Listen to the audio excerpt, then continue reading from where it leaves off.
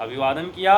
इंद्र ने भी देखा गुरुदेव वाचस्पति आगे खड़े हैं, किंतु इंद्र की बुद्धि राजमत से दूषित हो रही थी। राजमत का अभिमानवश उन्होंने गुरु के प्रति ना तो आदरयुक्त वचन कहा, ना उन्हें बुलाया, ना बैठने को आसन दिया, न चले जाने को कहा।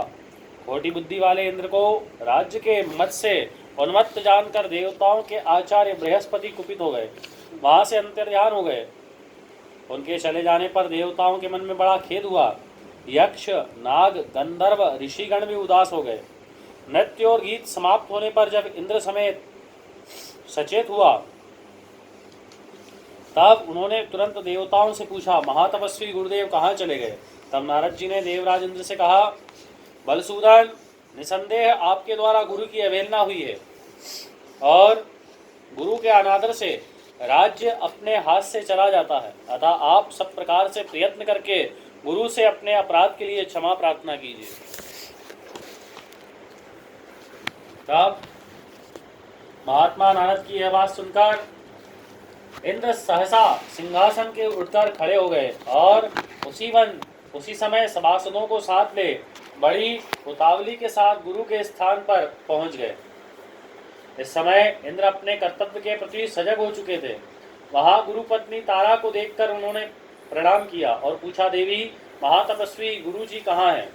तारा ने इंद्र की ओर देखकर उत्तर दिया, मैं नहीं जानती। तब वे चिंतामग्न होकर अपने घर लौट आए। इसी समय स्वर्ग में अनेक अद्भुत अनिष्ट सूचक अपशकुन होने लगे, जो संपूर्ण स्वर्गवासियों को तथा दुरात्मा इंद्र को भी दुख प्राप्ति की सूचना देने वाले थे। इंद्र की वह करतूत पाताल निवासी राजा बलि ने भी सुनी। फिर वे देवतियों की बहुत बड़ी सेना साथ ले पाताल से अमरावतीपुरी चढ़ गए, अर्थात इंद्र की अमरापुरी में चढ़ा है। उस समय देवताओं का दानवों के साथ बड़ा भयंकर युद्ध हुआ। इसमें दैत्यों के साथ देवताओं को परास्त कर दिया। एक ही क्षण में दूषित हृदय वाले अविवेकी इंद्र सातों अर्थात अंगों सहित 7 अंग होते हैं। एक साम्राज्य के 7 अंग होते हैं राज्य के, राजा, मंत्री, राष्ट्र, किला, खजाना, सेना और मित्रगण, ये समस्त को जो है कि परास्त कर दिया गया। 7 अंगों सहित संपूर्ण राज्य दैत्य ने अपने अधिकार में कर लिया। विजयी दैत्य शीघ्र पाताल को चले गए। शुक्राचार्य की कृपा से ही दैत्यगण विजयी हुए थे। इंद्र की राज्य लक्ष्मी नष्ट हो चुकी थी, इसलिए देवताओं ने भी सर्वदा इसका त्याग कर दिया। श्रीहीन इंद्र स्वर्गलोक से अन्यत्र चले गए।